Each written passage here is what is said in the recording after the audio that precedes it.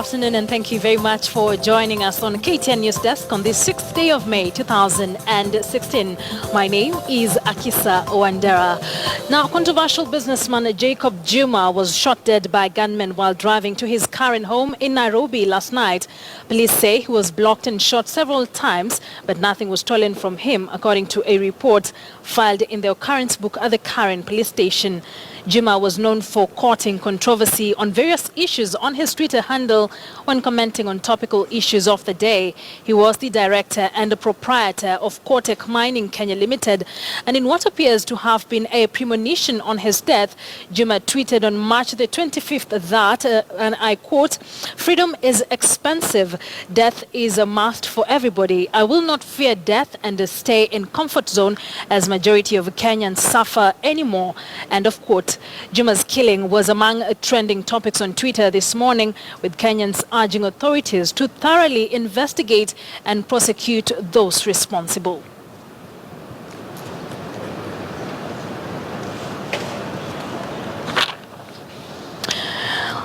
Now, also joining those who condemn the killing is a court leader, Raila Odinga, who visited the Lee Funeral Home where the body of Jacob Juma was taken from the city mortuary. Raila was accompanied by Juma's widow and other opposition leaders.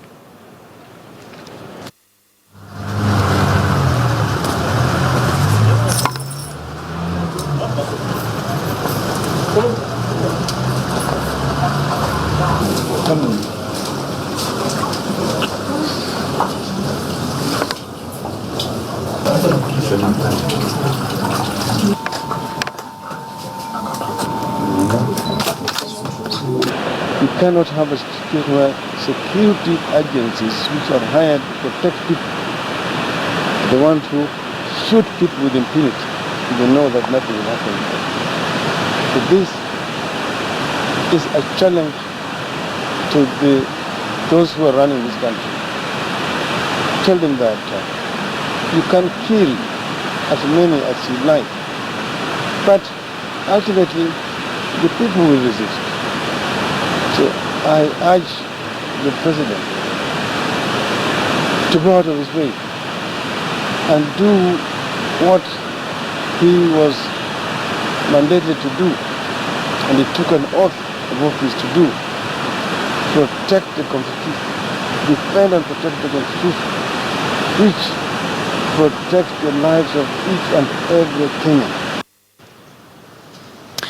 Opposition leader there, Raila Odinga, eulogizing the controversial businessman Jacob Juma, who was gunned down late last evening.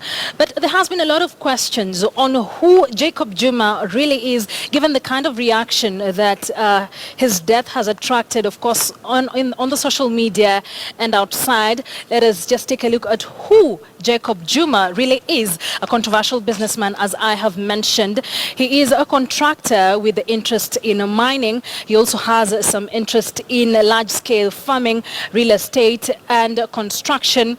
And one of the things that stand out, especially on his Twitter handle, which is @Kabetes, or was @Kabetes, is how vocal he has been on matters to do with the corruption. He has been one of the most vocal people talking about the Eurobond fund that has a lot of intrigue surrounding it. There has been the NYS saga, and Jacob Juma was among those who were very vocal on the social media, condemning anti-corruption and condemning corruption, beg your pardon, and giving insights to what might be happening in the circles of those who have been, quote-unquote, eating the money.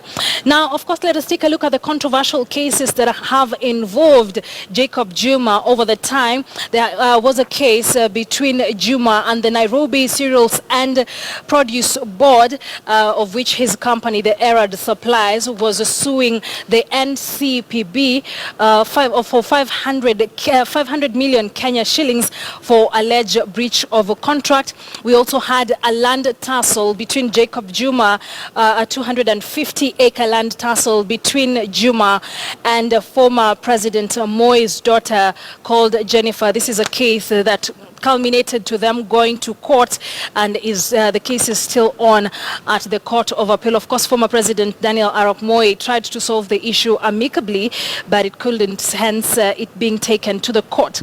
Also, as I've mentioned, of course, the case is still pending in court, but let's take a look at the other cases that involved the late Jacob Juma. He filed 2 cases against Deputy President William Ruto. And one of them was that he wanted the Deputy President to return 730 million Kenya shillings to the Kenya Pipeline Company after a fraud case against him. And we also saw him sue the Deputy President over the Western Hotel that is located along Langata Road. And of course, Jacob Juma was accusing the Deputy President of grabbing that land from the Kenya Civil Aviation Authority. That case, of course, was thrown out by the court.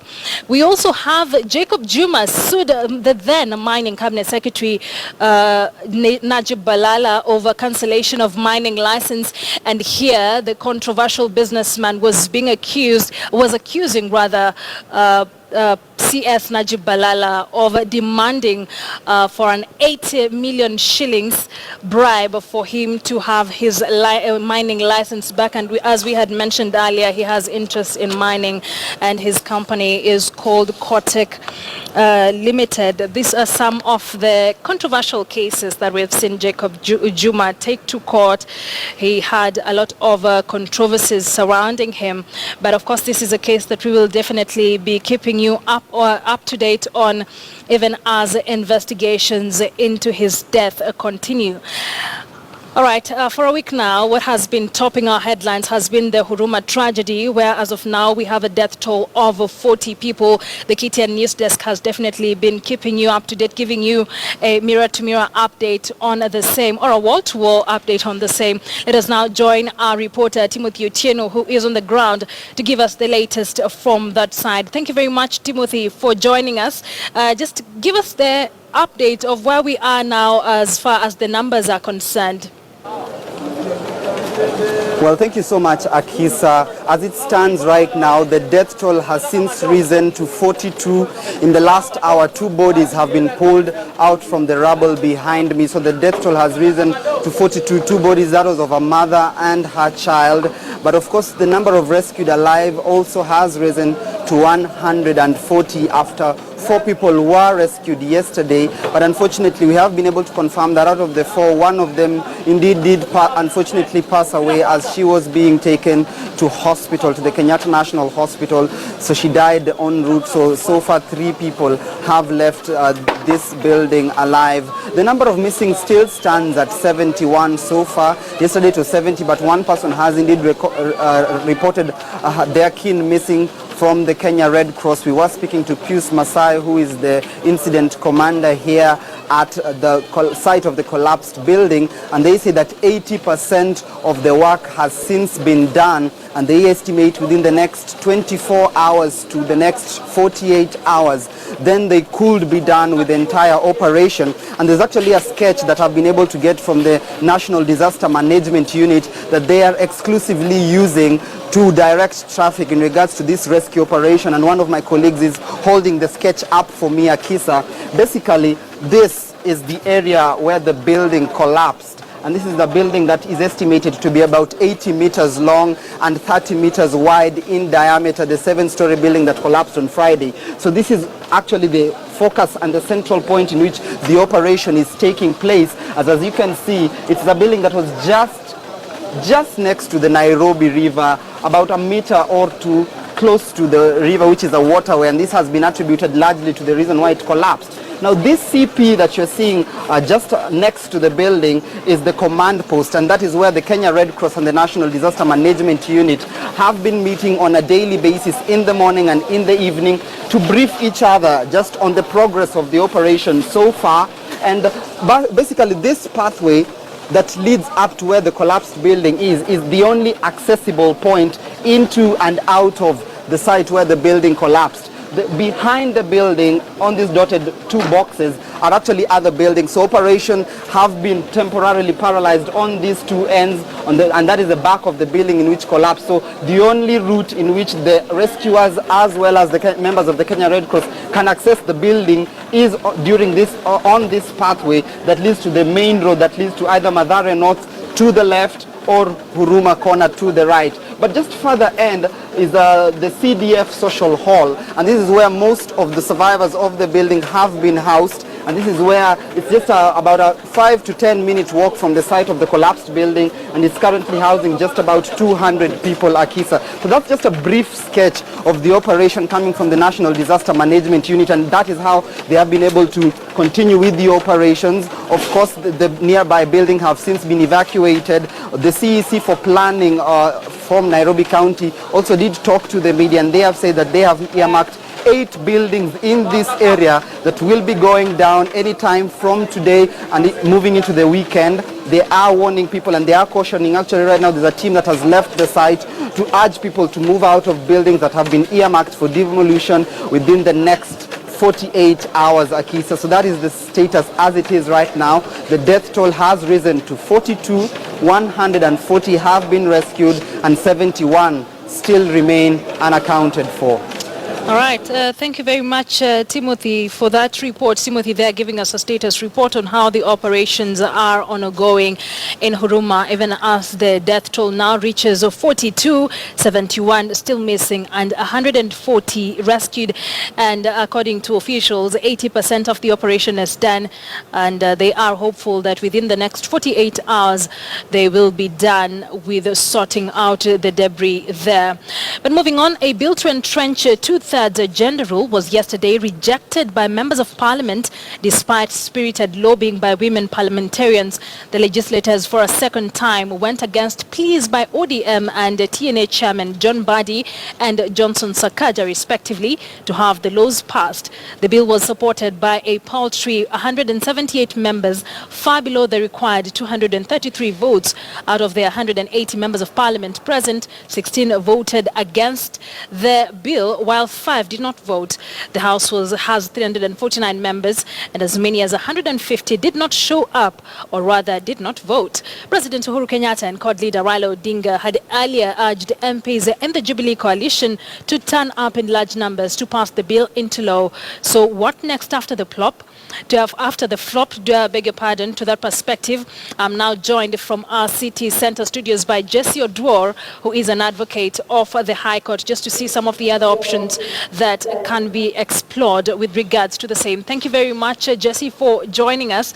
I'm sure you saw how the vote went yesterday. What is your immediate reaction that members of parliament were unable to pass this particular bill again? Thank you, Wandera. Thank you, Wandera. Yes. Thank you, Wandera, for that. Yeah. Yesterday was indeed a sad day for Kenyans, especially the women of this country. What Parliament was supposed to do was supposed to actualize some aspects of the Constitution. And the failure by Parliament to enact the gender rule actually wrongly goes well for the gains of women empowerment in this country. Moving forward, that happened yesterday. Parliament still have a number of options to explore in actualizing the gender rule in the Constitution. The bill can be reintroduced in Parliament again after 6 months when it can be passed again to actualize the Constitution.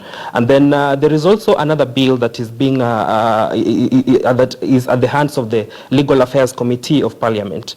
That bill can also be enacted to actualize the gender the gender aspect of the Constitution. And then the Parliament also can invoke Standing Order 1, which gives the Speaker of the National Assembly discretion to recall a bill that has already been in the floor of Parliament for further reading and for further voting. Now, Jesse, almost half the number of members of parliament look very reluctant or seem very reluctant to pass this particular bill. Why is this bill very important to Kenya? This bill is important to Kenya because the Constitution clearly states that more than two-thirds of members of parliament should not be from the same gender. And therefore, as parliament, the way it's constituted right now, we have roughly about 67 members of parliament who are women. And therefore, that number falls short of the 50 members of parliament who are supposed to constitute the other gender of parliament. And therefore, the worst that can happen if somebody moves to the Constitutional High Court Division of Kenya right now to challenge the constitutionality of parliament based on gender, then that means that parliament is wrongly constituted. All right, thank you very much, Jesse, for joining us and giving us your insights on the same. Jesse Odro there is an advocate with the High Court, just talking to us about the options that Parliament can explore, given that they failed to pass the two-thirds gender bill once again. And as he says, Parliament has an option of reintroducing the bill within 6 months or turning to a similar bill sponsored by the Justice and Legal Affairs Committee. Well, let's now take a short break. Don't go too far. Coming back, we will be talking to Daniel Nyaga, who is the chairman of the Institute of Internal Auditors, even as we expect a very big conference in the country on the same come next week. This is KTN Newsdesk. Don't go too far.